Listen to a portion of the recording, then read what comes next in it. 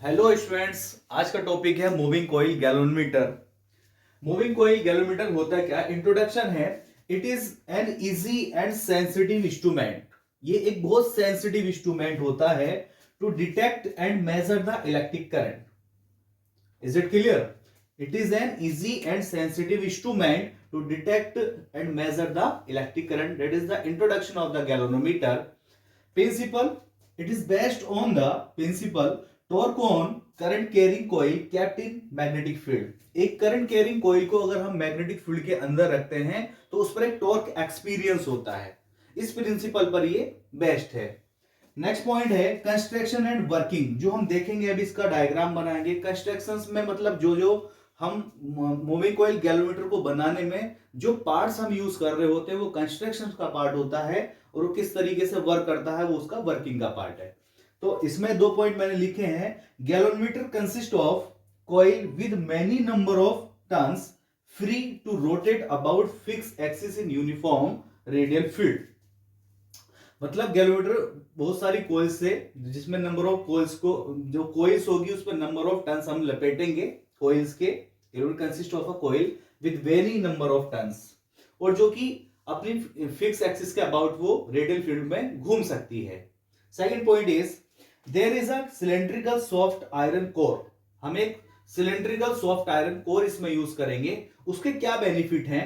तो वो फायदा ये है which not only max the radial field. तो सॉफ्ट आयरन कोर जो हम यूज कर रहे हैं वो रेडियल मैग्नेटिक फील्ड बनाता है, और सिर्फ वो इतना ही नहीं करता, और but is also increase the strength of the magnetic field, और वो स्ट्रेंथ ऑफ मैग्नेटिक फील्ड को भी इंक्रीज करता है। तो these are the points of a moving coil galvanometer. ठीक है, अब हम इसका डायग्राम देखेंगे किस तरीके से इसमें कंस्ट्रक्शंस के पॉइंट क्या क्या हम उसमें यूज कर रहे हैं।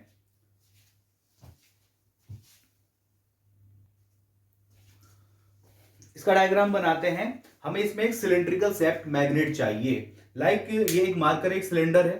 ठीक है, ये सिलेंड्रिकल शेफ्ट मुझे इस फॉर्म में सिलेंडर की शेप में मुझे मैग्नेट को काटना है। तो अगर मैं इसको बीच में से काट दूंगा तो सिलेंड्रिकल मतलब सिलेंड्रिकल शेप में कट जाएगा। ठीक है, तो इस तरीके से मुझे काटना है।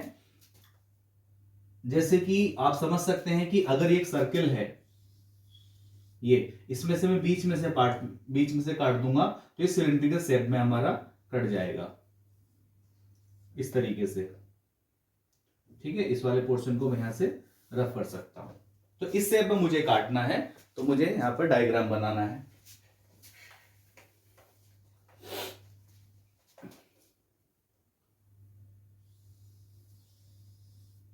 ये इसको मैंने बीच में से यहां से काट दिया। ठीक, और ये ऐसे, ये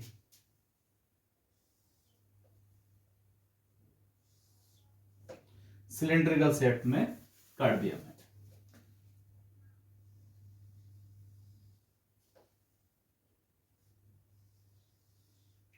this is the north pole, this is south pole. North pole और साउथ पोल ये हमारे परमानेंट सिलेंड्रिकल शेप मैग्नेट हैं। Cylindrical shaped permanent magnet. This is the north pole और दिस इज साउथ पोल। उसके बाद इसके अंदर मुझे एक आयरन कोर को रखना है। एक आयरन कोर को मैंने प्लेस किया। दिस इज आयरन कोर, इसका नाम रखा मैंने आयरन कोर। इस आयरन कोर पर, इस ये जो आयरन कोर पर है, इस पर मुझे वायर को व्रैप करना है, कॉइल को व्रैप करना है इस तरीके से। जब मैं इस तरीके से कॉइल को व्रैप करूंगा तो इसके फ्रंट वाले पॉइंट से देखूंगा तो मुझे इस तरीके से दिखाई देगा, एक सीधी स्ट्रेट लाइन दिखाई देगी, क्योंकि इस तरीके से टर्न किया जाएगा कॉइल पर। ठीक है, तो वो कॉइल कुछ इस तरीके से मुझे दिखाई देंगी।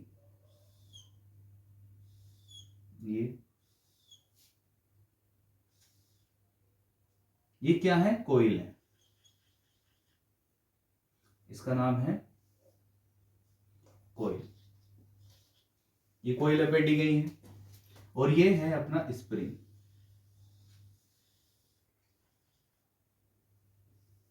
ये पॉइंट है, ये है स्प्रिंग। इस पॉइंट को बोला जाता है पाइवट। इस पॉइंट को बोला जाता है पाइवट। पाइवट, ठीक है। यहां पर मैंने एक मीटर स्केल लगाया,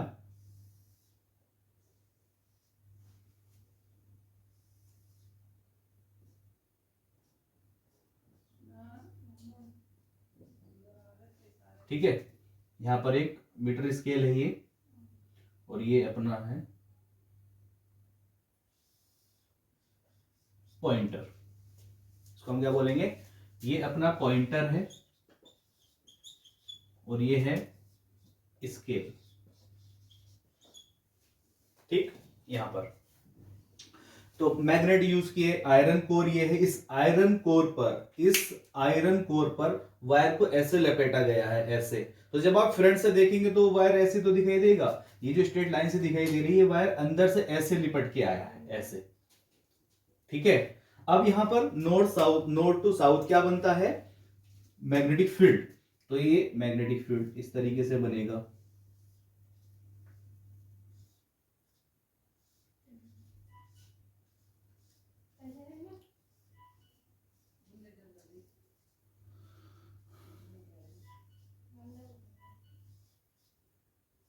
ये मैग्नेटिक फील्ड, ठीक है।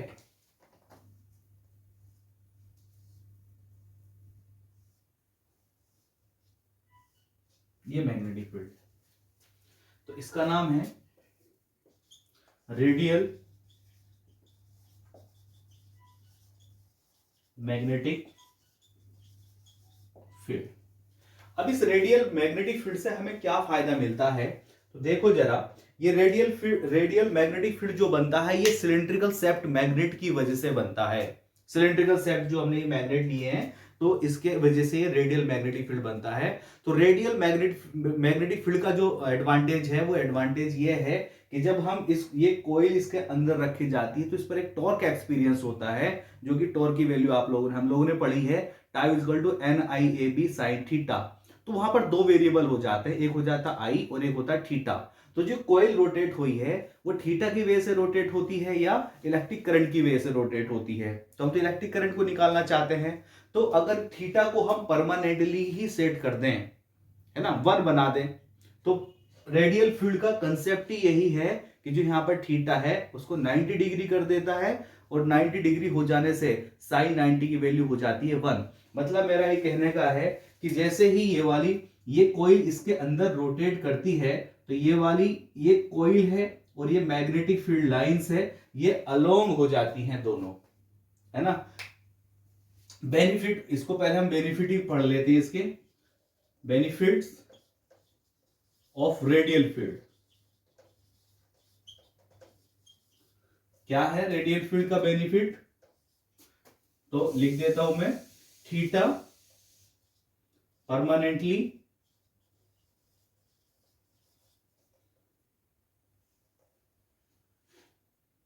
will be 90 degrees, so sin 90 is equal to 1।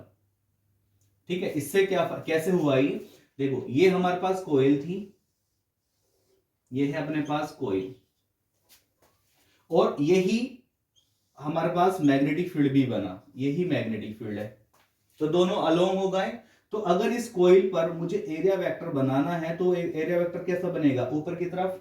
तो मैग्नेटिक फील्ड में और एरिया वेक्टर में कितना डिग्री एंगल बना, 90 डिग्री। तो थीटा कितना हो गया, 90 डिग्री हो गया। अब इतने में ये कोयल घूम गई, जब ये कोयल घूम गई, तो ये कोयल घूम के हो गई ऐसे, ये कोयल ऐसे हो गई, उसके बाद ये कोयल ऐसे हो गई, तो जो मैग्नेटिक फील्ड था वो भी इसके साथ, क्योंकि ये रेडियल मैग्नेटिक फील्ड बन रहा है, तो मैग्नेटिक फील्ड भी ऐसा हो गया। ये थीटा एरिया वेक्टर, तो थीटा देखो 90 डिग्री। सिमिलरली ये कोयल घूम के ऐसे हो गई, ये कोयल घूम के ऐसे हो गई, तो मैग्नेटिक फील्ड भी ऐसा हो गया। तो फिर देखो थीटा कितना मिल रहा है 90 डिग्री। तो हर जगह पर 90 डिग्री मिलता है। तो रेडियल फील्ड से क्या हो गया कि tau is equal to NIAB में, tau is equal to NIAB sine theta में, क्योंकि जो ये कोईल घूमी थी दो वे से घूम रही थी, एक तो घूम रही थी आई की वजह से और एक घूम रही थी थीटा की वजह से। तो हमें डिसाइड नहीं कर पा रहे थे कि ये जो टॉर्क बना, ये जो कोईल घूमी, जो डिफ्लेक्शन यहां पर शो हुआ, वो डिफ्लेक्शन किसकी वजह से हुआ? वो डिफ्लेक्शन इलेक्ट्रिक करंट की वजह से आया या वो डिफ्लेक्शन थीटा की वजह से आया, है ना। तो अब क्या हुआ कि हमने रेडियल फील्ड बना करके, रेडियल फील्ड के कंसेप्ट से इस थीटा को परमानेंटली क्या करा दिया 90 डिग्री, जो कि साइन 90 कितना होता है 1 होता है। ठीक है, तो फिर अब हमारे फॉर्मूले में क्या बचा NIAB बचा, थीटा कैसा हो गया 1 हो गया। अब जो कोयल रोटेट होगी वो सिर्फ किसकी वजह से होगी? इलेक्ट्रिक करंट की वजह से होगी, और इसकी कैलकुलेशन हम बड़ी आसानी से कर सकते हैं। तो रेडियल फील्ड की वजह से ये जो कंसेप्ट था ये हमारे बहुत काम में आता है, और ये मैग्नेटिक फील्ड की स्ट्रेंथ को भी यहाँ पर इंक्रीज कराता है, जो कि इंट्रोडक्शन में मैंने पहले लाइन लिखी थी। ठीक है, अब इसकी हम कैलकुलेशन देखेंगे। इसमें सब सारे पॉइंट्स में डिस्कस कर चुका हूं। ये पॉइंटर है, स्प्रिंग है, जब ये घूमेगा इलेक्ट्रिक करंट की वजह से टॉर्क लगेगा, तो ये कोईल घूमेगी, जब ये कोईल घूमेगी तो एक स्प्रिंग का टॉर्क और यहां पर बनेगा, उसकी भी हम कैलकुलेशन देखेंगे। ठीक है,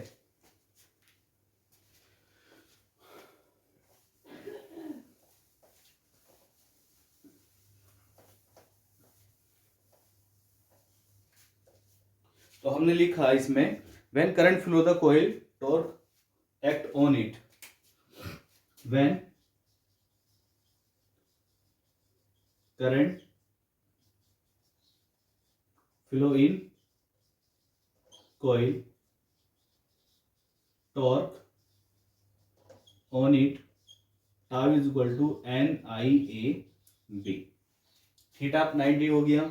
ठीक है, अगर ये ऐसा है टाउ ए बी, अब साइन थीटा, ये सारी चीज हम 1 कर चुके हैं, तो हम देखेंगे एक स्प्रिंग जो है इसमें प्रोवाइड कराता काउंटर टॉर्क। स्प्रिंग, इसको इक्वेशन नंबर मैंने 1 बोल दिया। स्प्रिंग, ये जो स्प्रिंग है, spring provides a counter torque to balance this torque, to balance NIAB। इसको बैलेंस कराने के लिए एक स्प्रिंग का टॉर्क बनता है। क्यों? क्योंकि अगर ये घूमता ही जाएगा तो ये कहीं रुकेगा ही नहीं, और जो मुझे यहाँ पर रीडिंग पढ़नी है तो रीडिंग नहीं पढ़ पाऊंगा। तो यहाँ पर क्या होता है, जो इलेक्ट्रिक करंट्स की वजह से ये कोईल रोटेट हुई थी, एक स्प्रिंग में भी यहाँ पर एक टॉर्क, उल्टा टॉर्क बनना शुरू हो जाता है। जब ये टॉर्क आपस में इक्वल हो जाते हैं, इक्विलिब्रियम में आ जाते हैं, तो क्या होता है, ये जो पॉइंटर है ये एक पॉइंट पर जाकर के रुक जाता है ना। जब ये टॉर्क दोनों बराबर हो जाते हैं, एक स्प्रिंग वाला टॉर्क और एक दूसरा ये वाला टॉर्क इक्विलिब्रियम में आ जाते हैं, तो हम इनको टॉर्क इन इक्विलिब्रियम, तो आप लिख रहे हैं NIAB इज इक्वल टू, और ये जो spring provides a counter torque to balance, ये जो काउंटर टॉर्क होता है ये होता है K फाई। हमने यहां पे इसको क्या बोला, K फाई। काउंटर टॉर्क कितना है K फाई, तो ये K फाई के बराबर हो जाता है। फाई क्या है, एक डिफ्लेक्शन है, जो इसमें डिफ्लेक्शन आएगा वो डिफ्लेक्शन है। तो यहां से मैंने फाई की वैल्यू निकाली, तो फाई एक डिफ्लेक्शन है, तो मुझे मिला NIAB अपॉन K, और मैंने इसको लिखा phi is equal to NAB और K टू I। फाई क्या है, ये एक डिफ्लेक्शन है ऑफ रोटेशन, कि वो कितना डिग्री घूमा है। ठीक है, ये वाला K फाई, ये टॉर्क, काउंटर टॉर्क कितना डिग्री यहां से घूमा है। बट मुझे जो कैलकुलेशन करनी है वो इलेक्ट्रिक करंट की कैलकुलेशन करनी है। तो मैं अब इस डायग्राम को रफ कर लेते हैं, इसका हमें यूज दोबारा नहीं पड़ेगा।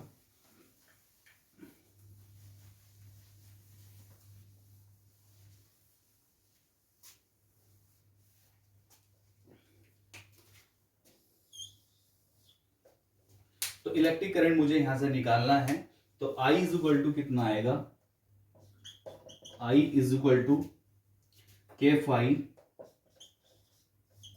Upon N A B. ठीक है, I is equal to K upon N A B into phi, और ये क्या है, I is equal to G into phi, I is directly proportional to phi. यहां पर जो G है वो क्या है, वो है galvanometer, galvanometer constant, galvanometer constant है यहां पर। बाकी सारे फैक्टर हम यहां पर देख ही रहे हैं। फाई मैंने अभी बताया, डिफ्लेक्शन है, फाई डिफ्लेक्शन, आई जो है वो इलेक्ट्रिक करंट है, इलेक्ट्रिक करंट, और के एक स्प्रिंग कांस्टेंट है,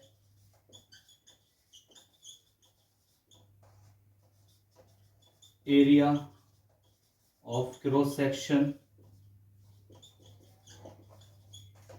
ऑफ कॉइल है, बी क्या है, स्ट्रेंथ ऑफ मैग्नेटिक फील्ड।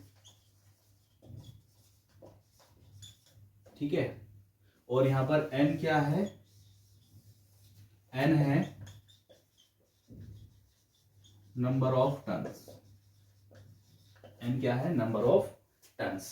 तो ये फॉर्मूला अपने पास, यहां से हम इलेक्ट्रिक करंट की कैलकुलेशन कर सकते हैं, ये वाला। ठीक है, अब इसके यूज क्या है, गैल्वेनोमीटर के हम कहाँ यूज देख रहे हैं, उस पर डिस्कस करना है। ठीक है, तो हमने देखा कि n is the number of turns, number of turns है यहाँ पर, तो I का हमारे पास फॉर्मूला है k upon N A B into phi, G is equal to जो कि गैल्वेनोमीटर कांस्टेंट है उसकी value k upon N A B है हमारे पास। इसके यूजेस काम जो हम यूज कर रहे हैं गैल्वेनोमीटर का, हम करंट को मेजर करने के लिए, डिटेक्ट करने के लिए कि सर्किट के अंदर करंट फ्लो हो रही है नहीं हो रही है, उसको डिटेक्ट करने के लिए और उसका मेजरमेंट लेने के लिए हम गैल्वेनोमीटर का यूज करते हैं।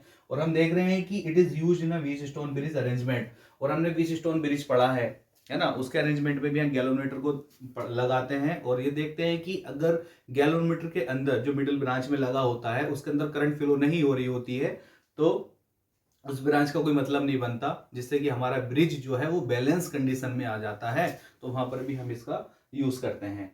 ठीक है, अब हम इसमें एक चीज और एग्जामिनेशन में पूछी जाती है कि sensitivity of the galvanometer, current sensitivity end voltage sensitivity, and how can be increase the current end voltage sensitivity, तो उसको भी हम फर्दर देखने वाले हैं अभी, जो कि इंपॉर्टेंट है।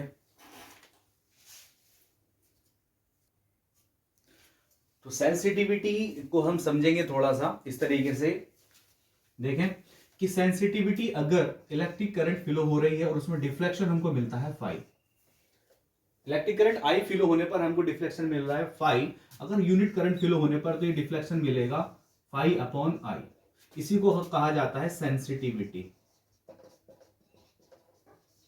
ठीक है, अब हम ये देख रहे हैं कि अगर इलेक्ट्रिक करंट थोड़ा बहुत कम इलेक्ट्रिक करंट भी होगा, बहुत छोटा माइनस माइक्रो एम्पियर की फॉर्म में अगर इलेक्ट्रिक करंट है और वो इंस्ट्रूमेंट उसको डिटेक्ट करके देता है, तो हम कहेंगे कि उसकी सेंसिटिविटी बहुत अच्छी है, उसकी सेंसिटिविटी बहुत अच्छी है। हम इस बात को ऐसे समझ सकते हैं कि एक गैल्वेनोमीटर अपने पास ये है और एक गैल्वेनोमीटर अपने पास ये है, इसको मैंने करंट दिया, इसको मैंने करंट दिया 1 माइक्रो एम्पियर और इसको भी करंट दिया मैंने 1 माइक्रो एम्पियर।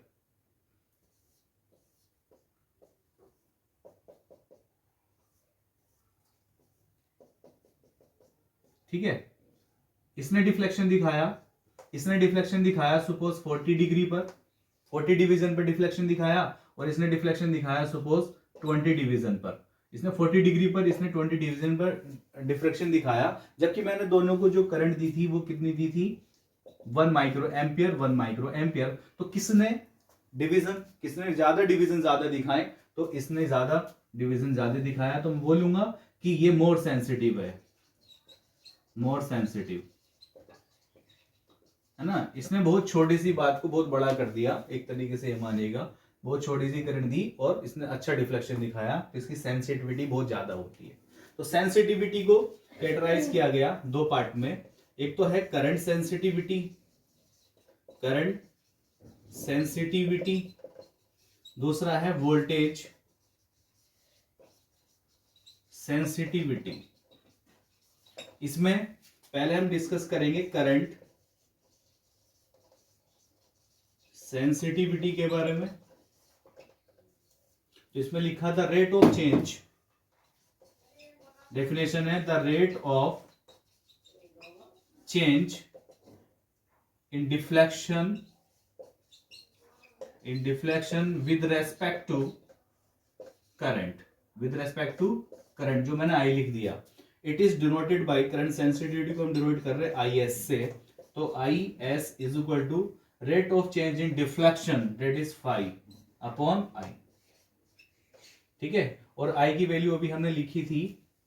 I की वैल्यू क्या थी अपने पास, हमने लिखा था tau is equal to NIAB, और ये किसके बराबर था, के फाई के। यहां से I की वैल्यू आई थी के फाई अपॉन NAB।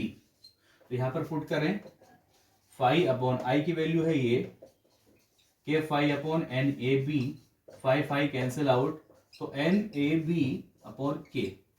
तो current sensitivity IS is equal to NAB upon K। इन सारे फैक्टर्स के बारे में हम जानते हैं कि N क्या है, नंबर ऑफ टर्न्स है, area of cross section of the wire है, B is the strength of the magnetic field और K is the spring constant. How to increase current sensitivity? How to increase IS? तो IS कब increase होगा, तो ये increase होगा अपना, क्या क्या होना चाहिए इसके लिए, एक तो N को क्या होना चाहिए, बढ़ना चाहिए, नंबर ऑफ टर्न्स हमारे ज्यादा रहने चाहिए, एरिया ऑफ क्रॉस सेक्शन ज्यादा होना चाहिए, B strength of magnetic field ज्यादा होना चाहिए, और तुम्हारा K कम होना चाहिए, देन IS क्या होगा, इंक्रीज कर जाएगा। ठीक है, इस तरीके से हम इसकी सेंसिटिविटी को, करंट सेंसिटिविटी को इंक्रीज कर सकते हैं। पूछा जाता है एग्जामिनेशन में ये इस डेरिवेशन के साथ में। देन अब हम देखेंगे कि वोल्टेज सेंसिटिविटी क्या है। नेक्स्ट है वोल्टेज सेंसिटिविटी। तो वोल्टेज सेंसिटिविटी क्या है, the rate of change in deflection with respect to voltage. ठीक है, it is denoted by VS। तो VS is equal to rate of change और deflection, that is a phi with respect to voltage. We all know that V is equal to IR। तो put the here, तो phi is equal to I into R, और phi upon I की value हमारे पास क्या है, जैसे हमने अभी पढ़ा था, tau is equal to NIAB K phi, तो I यहां से था के फाई अपॉन NAB। तो पुट हियर I की वैल्यू है K phi upon NAB into R, phi phi cancel out, तो ये हो जाएगा NAB upon K into R। तो voltage sensitivity VS is equal to NAB upon KR। ठीक है, हाउ कैन इंक्रीज VS। तो VS को इंक्रीज करने के लिए क्या क्या चाहिए, N को बढ़ाना है, और हम ये जानते हैं N बढ़ेगा तो R भी बढ़ जाएगा, और अगर R इंक्रीज हो गया तो वोल्टेज सेंसिटिविटी तो कम हो जाएगी। तो यहाँ पर देखो, ध्यान से समझने वाली बात है कि अगर मैं नंबर ऑफ टर्न्स को बढ़ाऊंगा, तो नंबर ऑफ टर्न्स बढ़ाऊंगा तो वोल्टेज सेंसिटिविटी बढ़नी चाहिए इसके अकॉर्डिंग, लेकिन उसके साथ साथ क्या है कि वो रेजिस्टेंस भी बढ़ जाएगा। नंबर ऑफ टर्न्स जितना बढ़ाते जाएंगे उसका रेजिस्टेंस भी बढ़ेगा। ठीक है, तो हम क्या करते हैं, रेजिस्टेंस को कम रखने के लिए हम चाहते हैं कि रेजिस्टेंस हमारा कम रहे। अगर रेजिस्टेंस कम रहेगा तो वोल्टेज सेंसिटिविटी बढ़ेगी, और हम नंबर ऑफ टर्न्स भी बढ़ाना चाहते हैं, तो हम जानते हैं R is equal to rho L upon A।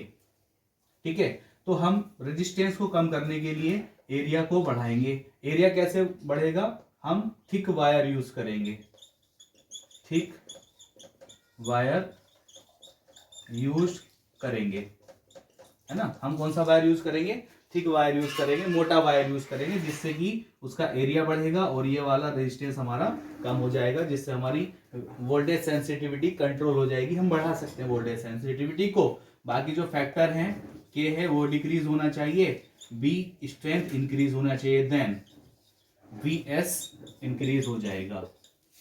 ठीक है। दूसरी बात यह है कि जो गैल्वेनोमीटर है, गैल्वेनोमीटर एक वेरी सेंसिटिव डिवाइस होती है। बहुत छोटा सा भी डिफ्लेक्शन अगर है, बहुत छोटी सी भी करंट अगर सर्किट में आ रही है तो वो तुरंत उसका डिफ्लेक्शन देता है। तो इसलिए हम बात करते हैं एमीटर। एमीटर भी एक जो डिवाइस है वो करंट, इलेक्ट्रिक करंट का ही मेजरमेंट लेती है, बट वो इतनी सेंसिटिव नहीं होती।